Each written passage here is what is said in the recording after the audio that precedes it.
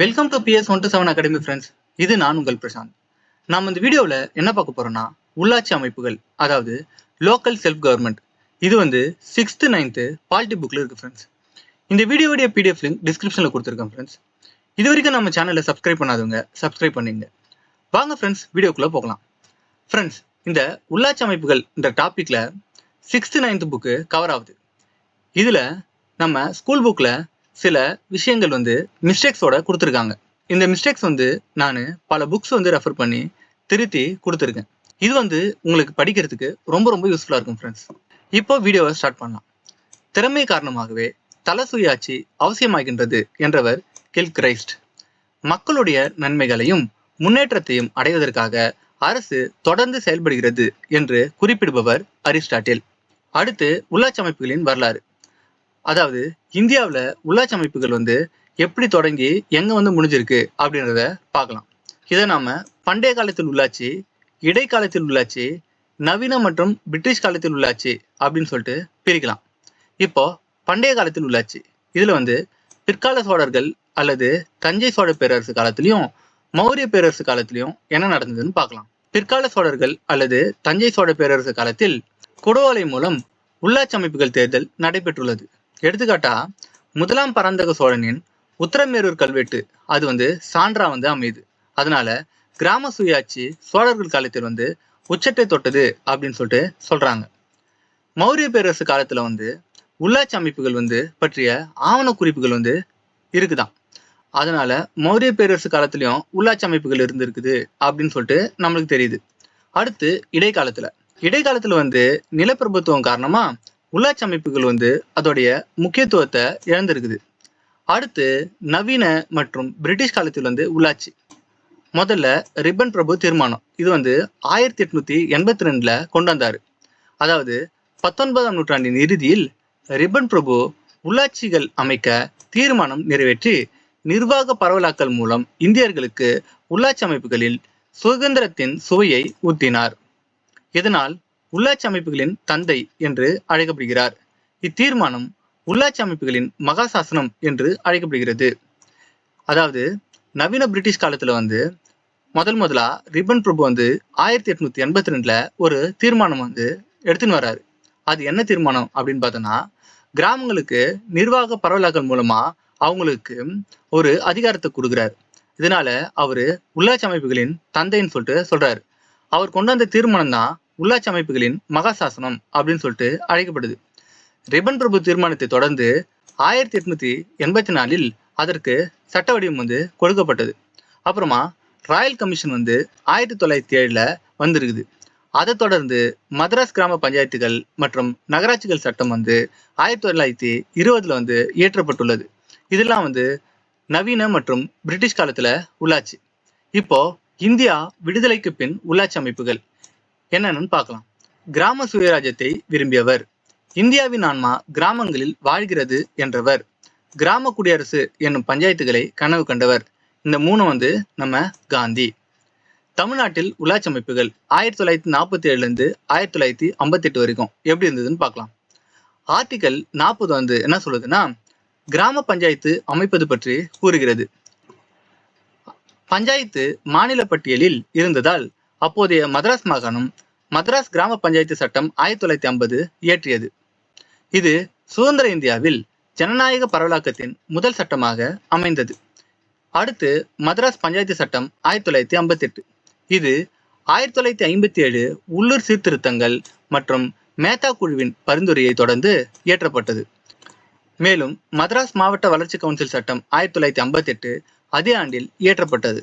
இது மாவட்ட வளர்ச்சி திட்டங்களில் ஆட்சியரின் அதிகாரத்தை குறைத்து மக்கள் பிரதிநிதிகளான MLA மற்றும் MP-க்களை பங்கு கொள்ள வைத்தது.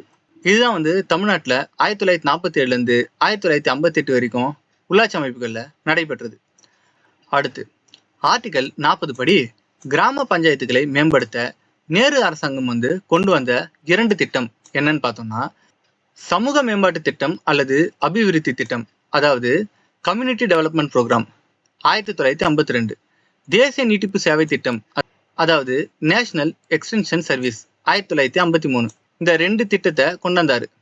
சமூக மேம்பாட்டு திட்டம் எதுக்குன்னா கிராமங்களில் சமூக, பொருளாதார மற்றும் வாழ்க்கை தரத்தை உயர்த்த தொடங்கப்பட்டது.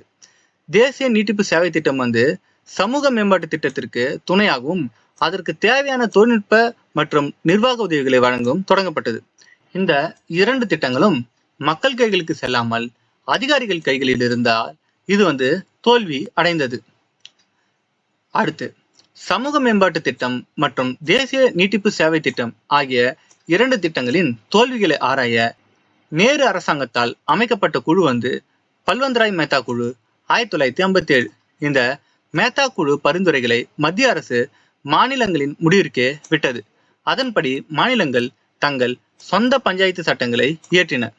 மദ്രാஸ் பஞ்சாயத்து சட்டம் 1958, ராஜஸ்தான் பஞ்சாயத்து சட்டம் 2 அக்டோபர் 1959 உருவாச்சு.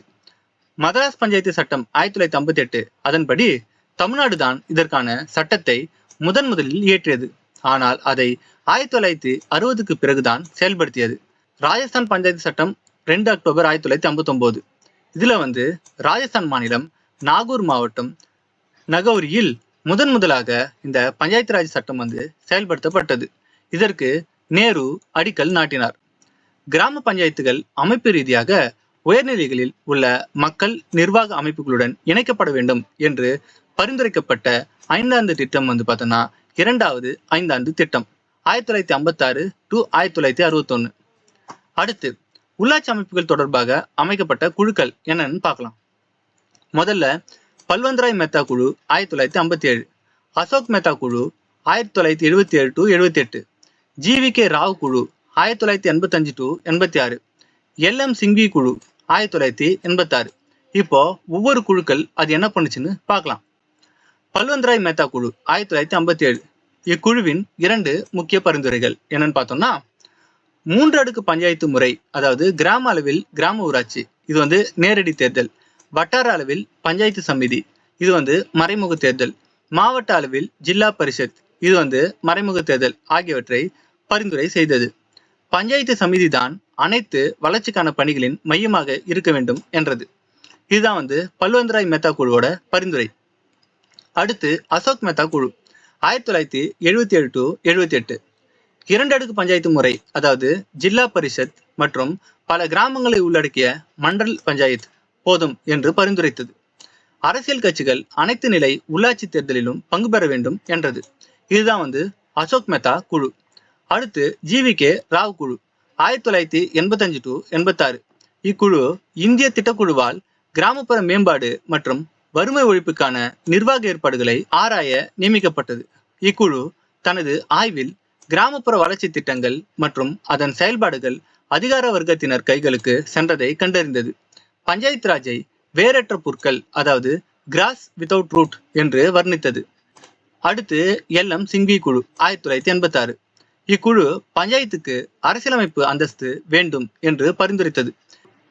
இக்குழுவின் பரிந்துரையால் 73 மற்றும் 74வது சட்ட திருத்தம் 1992 கொண்டு வரப்பட்டு பஞ்சாயத்து ராஜ் மற்றும் நகராட்சிகளுக்கு அரசியலமைப்பு அந்தஸ்து வழங்கப்பட்டது. இப்போ அந்த 73 மற்றும் 74வது சட்ட திருத்தம் 1992 பார்க்கலாம். அதோடைய பொதுவான சிறப்பம்சம், பஞ்சாயத்துகள் மற்றும் நகராட்சிகள் இனி அரசு திட்டத்தை செயல்படுத்தும் அமைப்புகள் அல்லாமல் தன்னாட்சி அதிகாரம் கொண்ட உள்ளாட்சி நிறுவனங்களாக மாற்றப்பட்டன. இதற்காக அரசியலமைப்பில் பகுதி 9 பஞ்சாயத்துகள், பகுதி 9A நகராட்சிகள் சேர்க்கப்பட்டன. மேலும் அரசியலமைப்பின் 11வது அட்டவணையில் பஞ்சாயத்துகளுக்கு 29 பணிகளும் 12வது அட்டவணையில் நகராட்சிகளுக்கு 18 பணிகளும் ஒதுக்கப்பட்டது. இச்சட்டம் கிராம சபைகள் மற்றும் நகரங்களில் வார்டு குழுக்கள் அமைக்க கோரியது. இதில் வார்டு குழுக்கள் 24வது சட்ட திருத்தத்தின்படி 3 லட்சத்துக்கும் மேற்பட்ட மக்கள் தொகை கொண்ட நகராட்சிகளில் அமைக்கப்பட வேண்டும் என்றது. அடுத்து, கிராம அளவில், ஒன்றிய அளவில், மாவட்ட அளவில் என 3 அடுக்கு பஞ்சாயத்து முறை அமைக்க கோரியது. இதில் 2 அடுக்கு பஞ்சாயத்து முறை பஞ்சாயத்து ஒன்றியம் நீங்களாக 2 மில்லியனுக்கு குறைவான மக்கள் தொகை கொண்ட சிறு மாநிலங்களில் அமைக்க வேண்டும் என்றது. பட்டியலினத்தவர்களுக்கு அல்லது பழங்குடியினருக்கு மக்கள் தொகை விகிதாச்சார அடிப்படையில் இடஒதுக்கீடு வழங்கப்படும் என்றது. எல்லா அளவிலும் எல்லா பதவியிலும் பெண்களுக்கு 1/3 பங்கு, அதாவது 33% இடஒதுக்கீடு வழங்கப்படும் என்றது. நேரடி தேர்தல் மூலம் அனைத்து அளவிலும் உறுப்பினர்கள் இடங்கள் நிரப்பப்படும் என்றது. இதில் பஞ்சாயத்து தலைவர் தேர்தல் மட்டும் மாநில சட்டப்படி முடிவு எடுத்துக்கொள்ளலாம் என்றும், இடைநிலை மற்றும் மாவட்ட அளவில் தலைவர்கள் மறைமுக தேர்தல் மூலம் தேர்ந்தெடுக்கப்படுவர் என்றும் கூறியது. தேர்தல் நடத்த மாநில தேர்தல் ஆணையம் பொறுப்புடையது ஆகும் என்றது. கிராம பஞ்சாயத்தின் பதவிக்காலம் 5 ஆண்டுகளாக இருக்கும் என்றும், ஒருவேளை ஆட்சி கலைக்கப்பட்டால் 6 மாதத்திற்குள் தேர்தல் நடத்தப்படும் என்றது. 73 மற்றும் 74வது சட்ட திருத்தம் எவ்வாறு நடைமுறைக்கு வந்தது அப்படின்னு பார்த்தோம்னா, 73வது சட்ட திருத்தம் தேசிய பஞ்சாயத்து ராஜ் சட்டத்தின்படி 24 ஏப்ரல் 1993 நடைமுறைக்கு வந்தது. ஆனா இது புக்ல 1992 இருக்கு. தேசிய பஞ்சாயத்து ராஜ் தினம் இதனால ஏப்ரல் 24 கொண்டாடுறாங்க. 74வது சட்ட திருத்தம் நகர்பாலிகா சட்டத்தின்படி 1 ஜூன் 1993 நடைமுறைக்கு வந்தது. இப்போ தேசிய அளவுல சட்ட திருத்தம் கொண்டாந்துட்டாங்க. இப்போ அத தமிழ்நாடு எப்படி எடுத்துன்னு வந்திருக்கு அப்படின்னு சொல்லிட்டு பார்க்கலாம். தமிழ்நாடு பஞ்சாயத்து ராஜ் சட்டம் 1994, 73வது சட்ட திருத்தம் 1992 படி தமிழ்நாடு பஞ்சாயத்து ராஜ் சட்டம் 22 ஏப்ரல் 1994 நிறைவேற்றப்பட்டது. இதன் சிறப்பம்சங்கள் பத்தி பார்க்கலாம். நாம 3 அடுக்கு பஞ்சாயத்து அமைப்பை எடுத்துக்கிட்டோம்.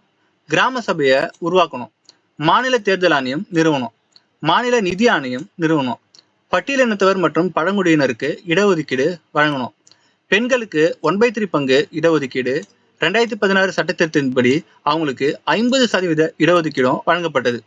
அப்புறமா 38% பெண்கள் 2011 உள்ளாட்சி தேர்தலில் வெற்றி பெற்று இருந்தனர். மாவட்ட திட்டக்குழு கிராம ஊராட்சிகளுக்கும் மற்றும் நகராட்சிகளுக்கும் அமைக்கப்பட்டது. இதெல்லாம் தமிழ்நாடு பஞ்சாயத்து ராஜ் சட்டம். சரி, அடுத்து தமிழ்நாடு நகராட்சிகள் சட்டம் 1994. இது 74வது சட்ட திருத்தம் 1992 படி தமிழ்நாடு நகராட்சிகள் சட்டம் 31 மே 1994 நிறைவேற்றப்பட்டது. இதன் சிறப்பம்சங்கள் பார்த்தோம்னா, இது 3 நகர்ப்புற அமைப்பு கொண்டது.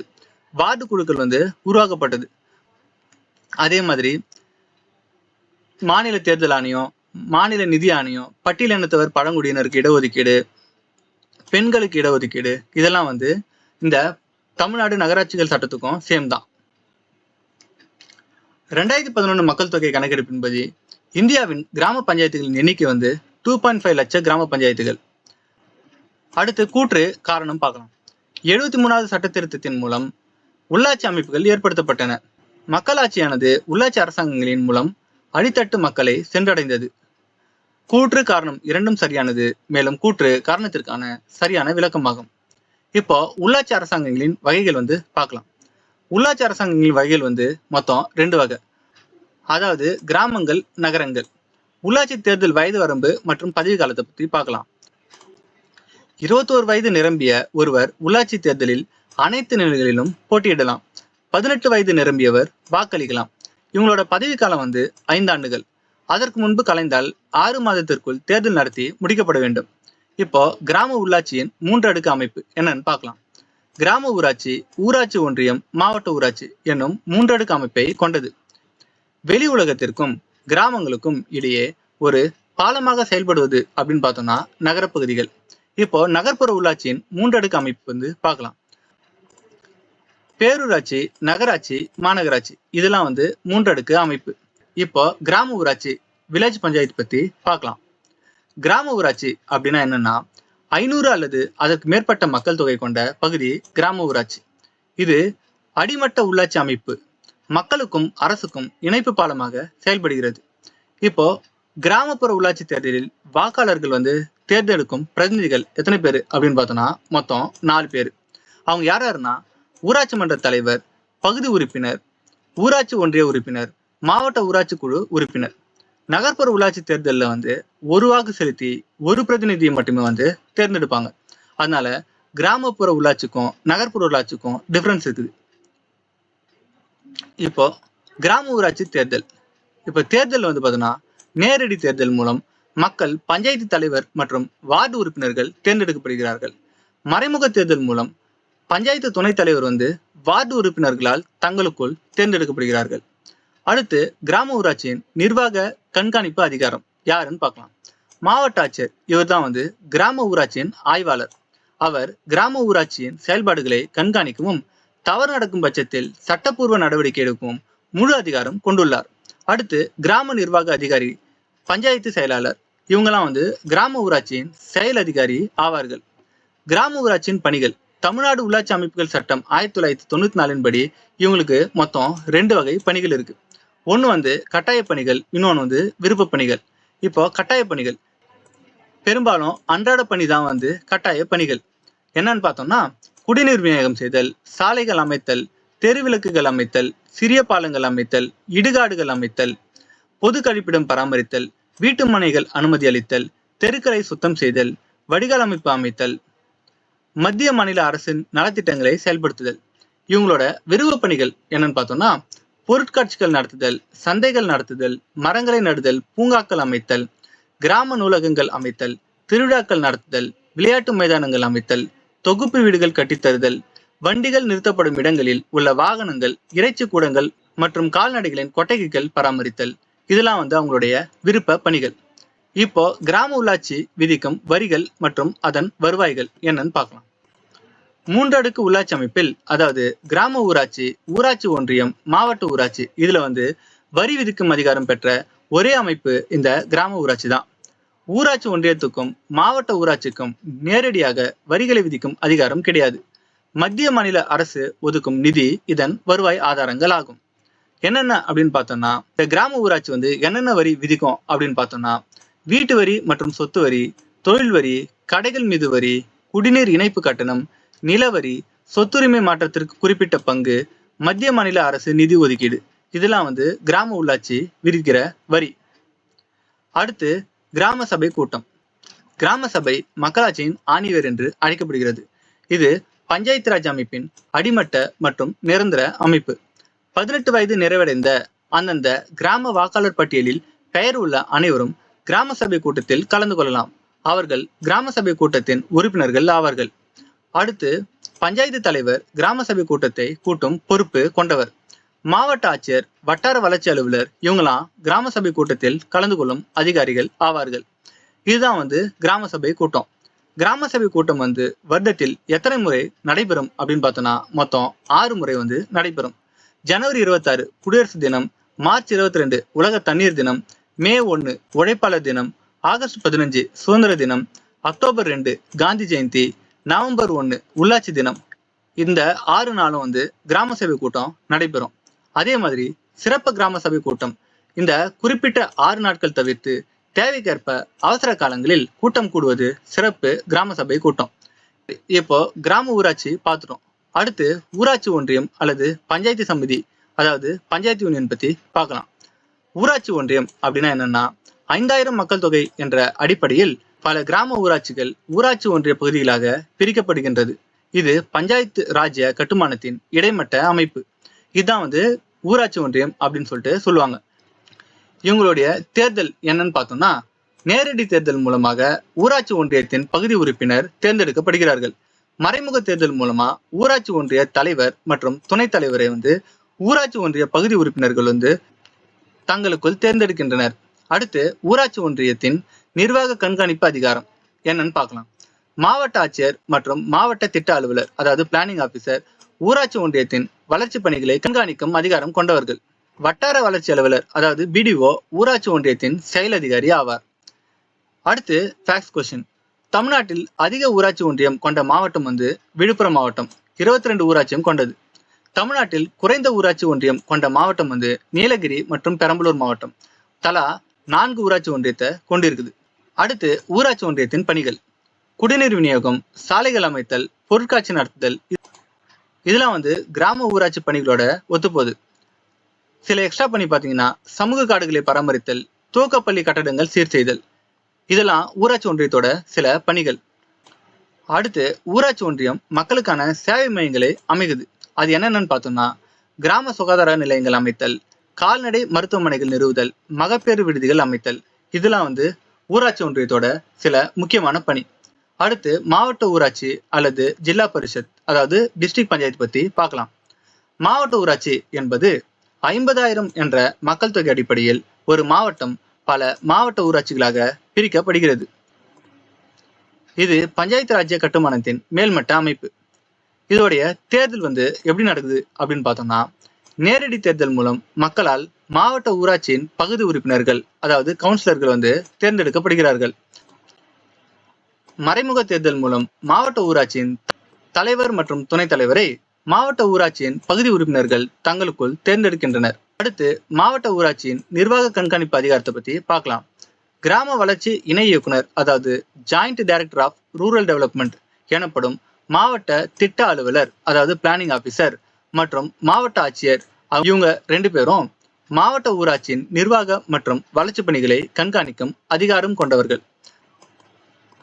அடுத்து மாவட்ட ஊராட்சியின் பணிகள் பத்தி பார்க்கலாம்.